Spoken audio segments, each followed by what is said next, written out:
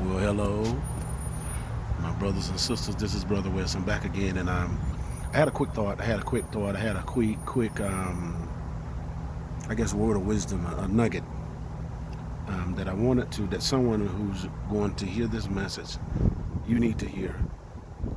And it's along the lines of communication. And I say that many people, probably most people, don't know how to communicate. When you tell someone how you feel, how you think, but you don't listen and hear what's being said in return, but instead, because of your emotions, you can't hear or won't hear. That's not communication.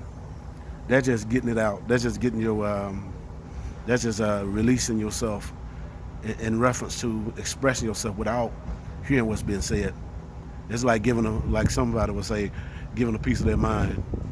But something that I've learned and yet learning, is that you have to think beyond how you think.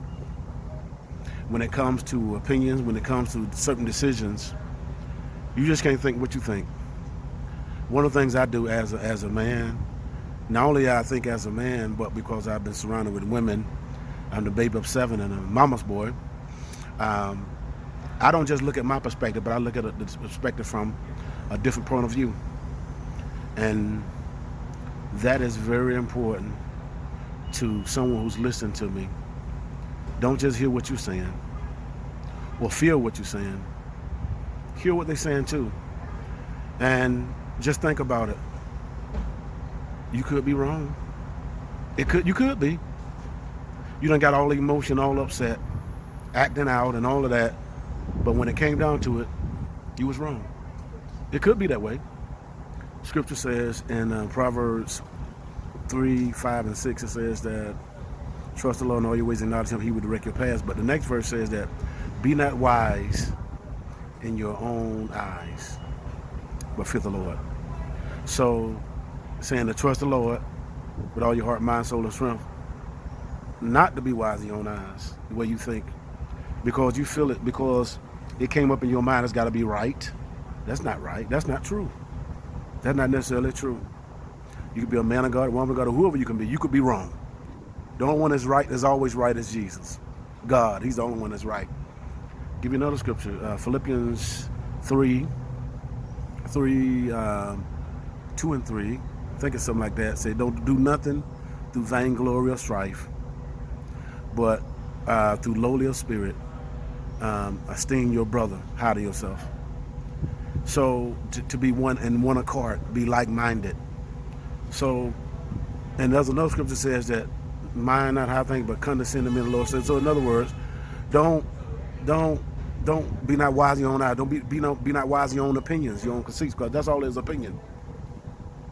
Give room for correction. Give room for adjustments. Give room for it. Give room for it. And if you listen, and if you do that, things get better, because a lot of times your perspective is wrong, and you're building a case off of your own perspective when you hadn't allowed some objective to speak to your mind, or speak to your spirit, but you isolate everyone. And based on how you feel and based on how you think, you got to be right. That's a bad place to be at. It's always good to ask for wise counsel. It's always good to have another ear or another opinion or something to balance how you think. That's what I do.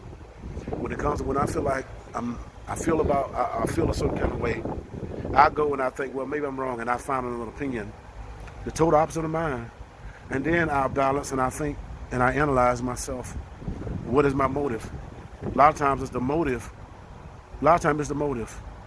Your motive pure, your motive wrong, your motive manipulative, you're just trying to be right. Is it ego? Is it your pride? So those are some words that should help someone. A different point of view. Look at it that way. A different point of view. Is that all right? God bless you.